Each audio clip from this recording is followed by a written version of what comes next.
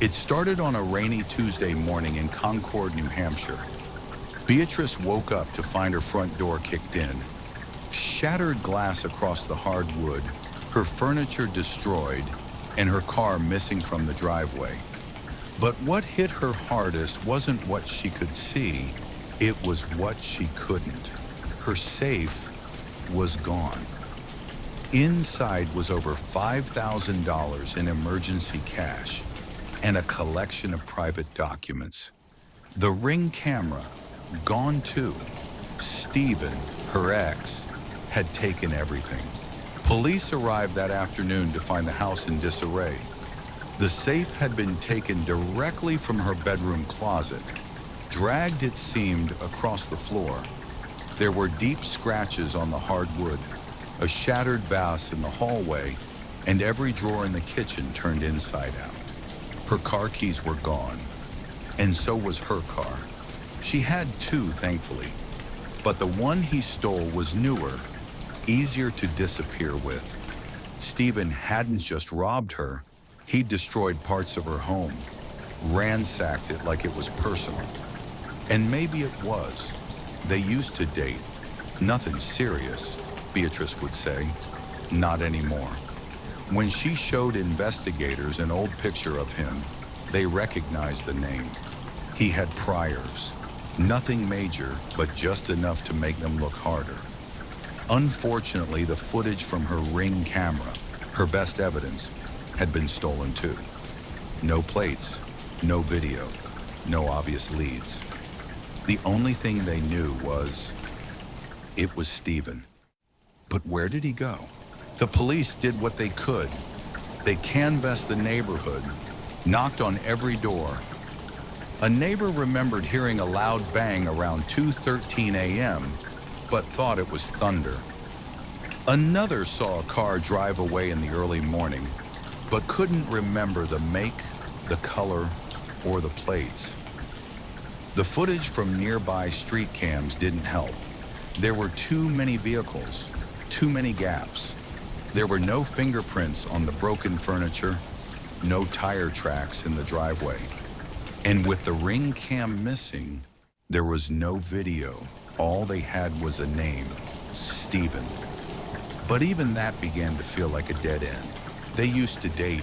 Nothing serious, Beatrice would say. Not anymore. When she showed investigators an old picture of him, they recognized the name. He had priors. Nothing major, but just enough to make them look harder. Unfortunately, the footage from her Ring camera, her best evidence, had been stolen too. No plates, no video, no obvious leads. The weeks passed. Beatrice felt like the case was fading.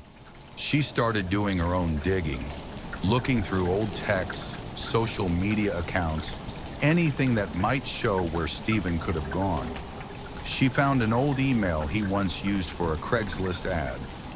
That same username showed up again, months later, on a strange message board that discussed off-grid living and disappearing without a trace. She read through dozens of threads, nothing helpful, until one comment stood out. It was short, anonymous. If you're looking for something stolen, check Omaha. The message gave no details, no name, no time, no explanation. But after 2 months of searching, anything felt better than nothing. Beatrice brought the post to the police. They couldn't verify it, but they also couldn't stop her from going. So she packed a bag, took time off work, and drove across 8 states as fast as possible. After 22 hours, she was there. Omaha, Nebraska. It was hot when she arrived, dusty, wide open highways. She didn't know where to begin, but she figured if Stephen really was hiding, he'd need a place to blend in. She started checking cheap motels, pawn shops, even gas stations. Nothing, until she walked into a Walmart. The security guard barely glanced at her until she asked, "Has anyone been banned from here lately? Like, someone sketchy?" The man chuckled, then opened a binder behind the desk. On page 3, there it was. Jake M., banned for shoplifting. This guy tried to walk out with 2 cars full of tech gear, said his girlfriend was picking him up out front. He bolted when we called the cops. Beatrice stared at the grainy security image. It was Stephen. Same building, same hair. But now going by the name Jake. Under the name Jake, Stephen had created a new identity. He rented a small apartment on the edge of town, got a new phone number, even forged a job history. For all they knew, he went to MIT and works at Nintendo. Beatrice wasn't sure how, but he had resources, fake documents, a new social circle. The car was never found.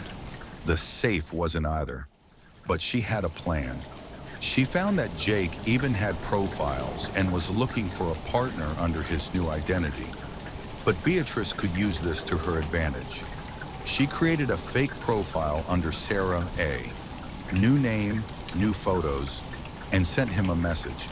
"Hey, you seem interesting. Want to talk?" He replied the next day. Sure. For weeks, Beatrice pretended to be someone else. She told him her name was Sarah. They talked on the phone, mostly late at night. He told her stories about growing up near the coast. Some were true, some weren't. Eventually, he invited Sarah over. His apartment was messy, blank walls, the fridge barely worked. But in the corner of the living room, she saw it, the safe, her safe, covered by a blanket and 2 boxes of shoes. She asked him about it casually.